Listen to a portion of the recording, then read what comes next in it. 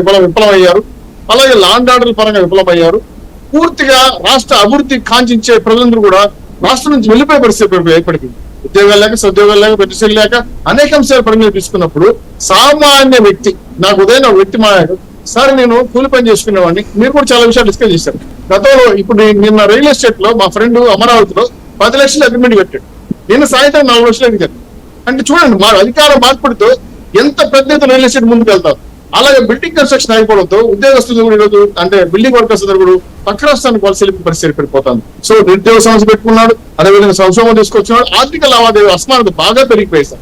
ఎల్లప్పుడూ నేను పిచ్చి వేస్తాను, మీరు తినండి, నేను సార్ మీరు నాకు జీతం ఇస్తే తినడం వేరు, నేనే సొంతంగా వ్యాపారం చేసుకొని అందులో ₹1 సంపాదించి దాన్ని కుటుంబ సభ్యులతో పంచుకునే ఆనందం వేరు. జనం అది కోరుకున్నారు. సో ఆర్థిక స్వావలంబన కోరుకున్నారు. మీరు ఎంతసేపు నేను అవధినిస్తా, ఆ పథకం ఇస్తా, ఈ పథకం ఇస్తా, వాళ్ళు పెన్షన్ ఇస్తా అంటే మీరు ఇచ్చేది మాకు వద్దండి, మా కష్టాజీతం మాకు కావాలి, మాకు ఉపాధి అవకాశం కల్పించని చెప్పి కోరుకున్న ప్రజల ఆకాంక్షల్ని 151 ఎమ్మెల్యేలు ఇచ్చిన మిమ్మల్ని పూర్తిగా వదిలేశాడు. వాళ్ళ ఆశయాలు పూర్తిగా గల్వలేశాడు. చివరికి మీలాంటి జనరేషన్ చెప్పే పరిస్థితిలో కూడా లేదు. ఎందుకంటే ఆయన ఫస్ట్ మీట్ రాడు కాబట్టి. ఈ రోజు ఆయన ఏం చేశాను తెలియదు, దేవుడు తెలియాలి, నేను ఓడిపోయిన కారణం నాకు గుర్తు రావట్లేదు, నేను అందరికి సాయం చేశాను. ఏం సాయం చేశారు చెప్పండి, మీరు మీ ద్వారా చెప్పండి. మీరు అన్నారు సంక్షేమం మేము నమ్ముకున్నాం, 1 కోటి పెన్షన్లు ఇచ్చామని చెప్పారు. మరి ఇవన్నీ ఎందుకు ఓట్లేకపోయారు? ఏదో జరిగిపోయింది, దేవుడు తెలిసింది నాకు తెలియదు అన్నట్టున్నాడు జగన్మోహన్ రెడ్డి గారు.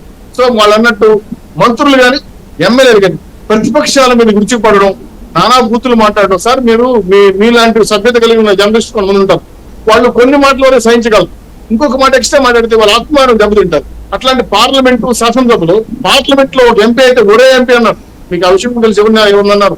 అదే శాసనసభలో, దేవాలయం శాసనసభలో భార్య పిల్లలు తీసుకొచ్చి అవమానించారు, ఎంత ఘోరంగా హింసించారు. ఇది కాకుండా ప్రతిపక్ష నాయకుడు ఈ ఏజ్ లో, సార్ నేను ఆర్థిక అభిమాని కదా, నేను జగన్మోహన్ రెడ్డి అభిమాని మాట ఉదయం ఒక లేడీ చెప్పి, ఆమె సార్ ప్రాణం పోతే కూడా ప్రాణం తప్ప వేరు ఒకటి అవనింది, అంత పెద్ద ఆయన అరెస్ట్ చేయడం తప్పు కదండి జగన్మోహన్ మాట అవని అంటే ఆ మనసులో దాచుకునే మీద వరకు.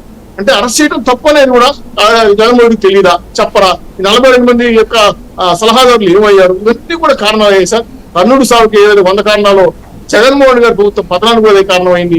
ఇవి దృష్టిలో పెట్టుకొని రాష్ట్రము, రాష్ట్ర భవిష్యత్తు, రాష్ట్ర ఆర్థిక లావాదేవీలు పెంచడం వదిలేసి ఢిల్లీ వాళ్ళకి సహనం చెప్తూ రాష్ట్రాన్ని పూర్తిగా తగట పెట్టేసి అప్పులు చేసి పప్పుకు తినిపించిన అన్నపూర్ణ లాంటి ఆంధ్రప్రదేశ్ ని, ఒకప్పుడు దేశానికంతా బియ్యం సప్లై చేసే ఆంధ్రప్రదేశ్ ఈరోజు అప్పుల పాలైపోయి రైతులు పూర్తిగా ఆక్వా పరిశ్రమ దెబ్బతినింది, రొయ్యల పరిశ్రమ దెబ్బతినింది. నాకు తెలిసిన కృష్ణా జిల్లా, ప్రకాశం జిల్లా మిత్రులందరూ కూడా చేతులు ఎత్తేశారు.